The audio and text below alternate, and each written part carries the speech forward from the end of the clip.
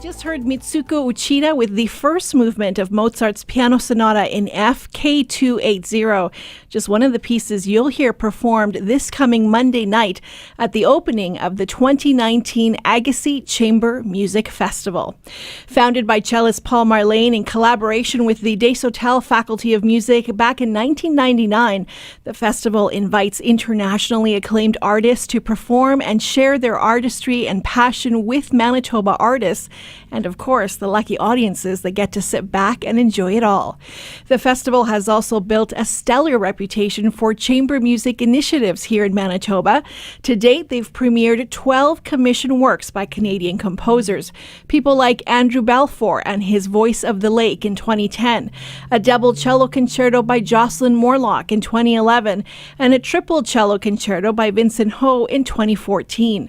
The festival has also performed close to 30 Canadian works. It is my pleasure to welcome the Agassiz Festival's artistic director, Paul Marleyn. Welcome back. Hi, happy to be back. How have you been? It's been a while that you and I have spoken. That's true. I've been great. It's been a really full year, quite a bit of traveling, but I'm really happy to be back. It's such a gorgeous day today. I know, we're Winnipeg lucky. in the spring is pretty envious. It is. It's something to see. It's very magical how overnight it just all turns green. Yep. And the canopy begins, and it's a beautiful thing to see.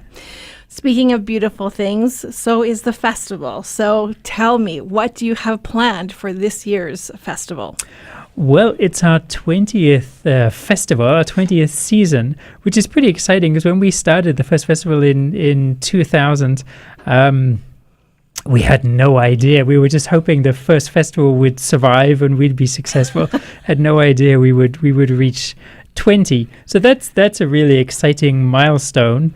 And well, there's a few exciting announcements that will come during the festival too, which I think show how nicely the festival is now established in the community here, and also has established a reputation right across the country and further afield too. We're so happy that we can bring together the fabulous international level artists that live here in Winnipeg, together with the same quality artists from across the country, from Europe, from the US. That's always a highlight every year. So who are some of the people that you've invited this year? Well, we have some artists three artists who were at the first festival in 2000, Rennie Regier, who is something of a Winnipeg icon, a violist. He was a faculty member and violist in 2000, and he's coming back to introduce one of the concerts today. He's now retired. In fact, up until 2 years ago, he was my colleague in Ottawa. He was actually next door to me at the University of Ottawa. So it's a special treat. It will be a special treat for me to see him. Stefan Lemlin was also a performer in 2000. He's back, was one of Canada's leading pianists, close personal friend of mine. And Carl Stobie is also involved. He wasn't actually involved in the very first festival, but we're really happy that he's part of the festival. The third person who was at the first festival and is back is Aaron Au, wonderful viola player from Edmonton. He was actually the photographer at my wedding. Really? So he's a multi-talented guy. No kidding. Yeah, he's one of my favorite people in the world. So it's really great to have him back. So apart from those returning artists from that first year, Axel Strauss, who is one of the finest violinists living in Canada, close personal friend of Stefan Lemlin. They're colleagues at McGill University. He's an amazing person. He's super fun.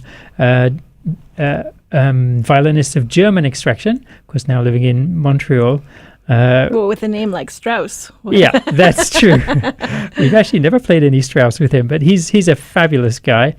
I mentioned Stefan Martin Roscoe, the famous, renowned UK pianist, is coming back, which will be really great. We're also welcoming a new face to Agassiz, Amy Gillis, who is a young, very talented, up-and-coming violinist living in Montreal, also.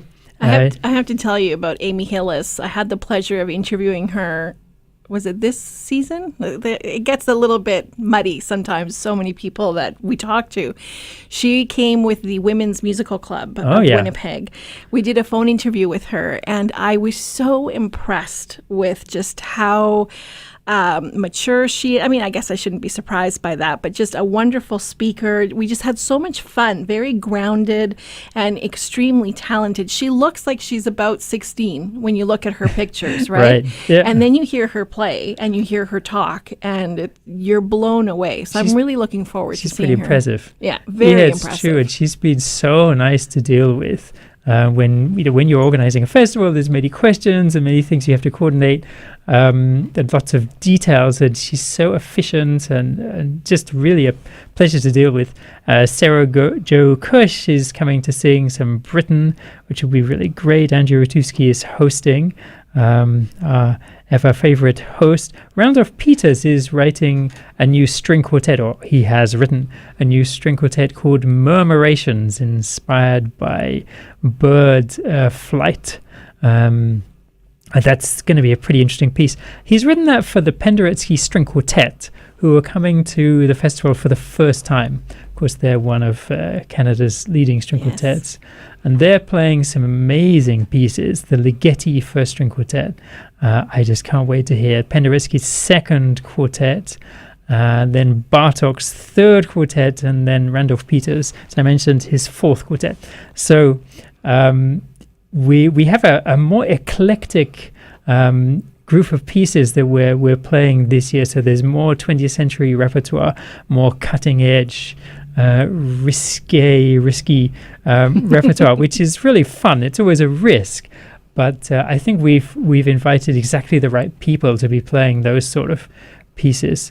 The Ligeti String Quartet is, that's one of the most important pieces written in the last 100 years in classical music. So that'll be so great to have played. Why do you say that?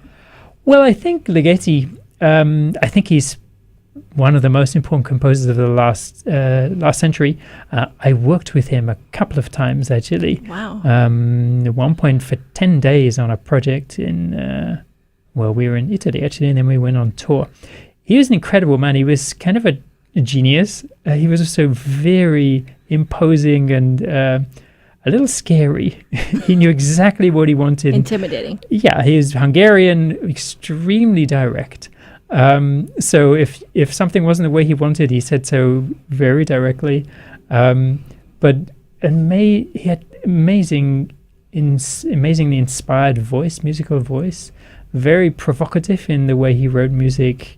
I think there's an element of shock to his music, which I think is just wonderful, not in a cheap way, but in a really interesting kind of innovative new way. I think he wanted to explore new avenues in music, new experiences, new sounds, and I think nobody does that better than he does. Penderecki has been described as the finest living composer.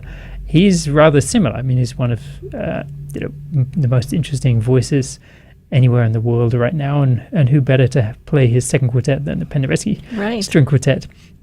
So there's actually quite a bit of new music, 20th century music.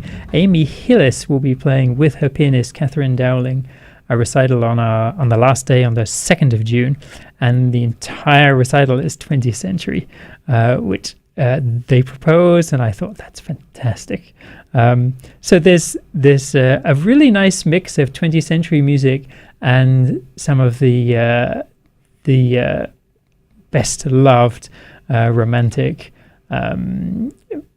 masterworks from the classical music repertoire. Although we're doing some unusual pieces like the Torina Piano Quartet, very rarely done. It's an amazingly beautiful, sunny, radiant piece. It really takes you to Spain in the middle of the summer. Very melodic. Nice. Dvorak's second piano quartet, which is never played because it's difficult. But we've got the right group to play that. And actually, the whole group is playing it for the first time. Nobody's played it before. Oh, boy. So I was talking to Stefan. We had a rehearsal in Ottawa.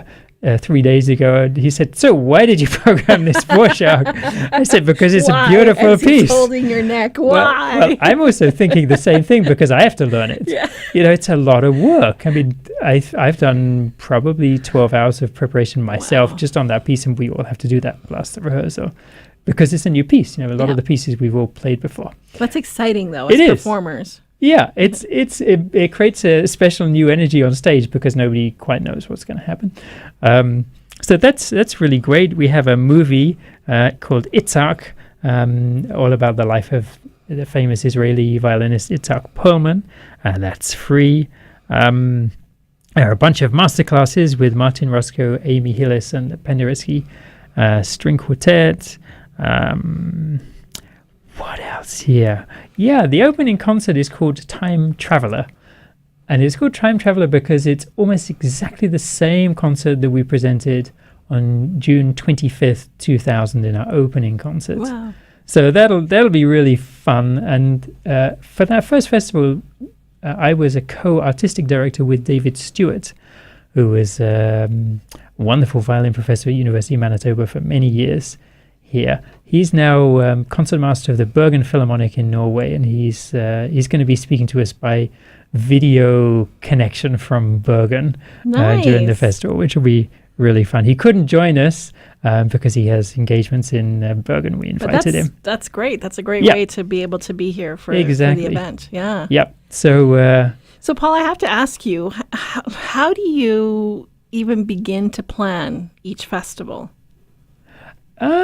Well, to be honest, at the end of the festival, I usually feel like my mind is completely empty for about half an hour, and then things start to kind of ferment really quite quickly. Actually, there's already we've got some exciting plans for next year. 3 artists already in place. One very famous, but more about that later. Come on, no hints. Nothing? I think I'm not allowed to say until the last concert on June 2nd. I'll get it out of him. I'll tell you later. Oh, I don't know. I'll get in big trouble. But yeah, it's really fun I have a list of all the pieces we've played, and then I have another list of pieces that I would like to program. But of course, you need the right people for the right piece for it to really fly, for a performance to really fly. So it's kind of marrying the artists and the repertoire together. And we have fun in the board just talking about different ideas and amongst the artists thinking about different possibilities for the future, because many of the artists have come before and then will come again, I hope. Yeah.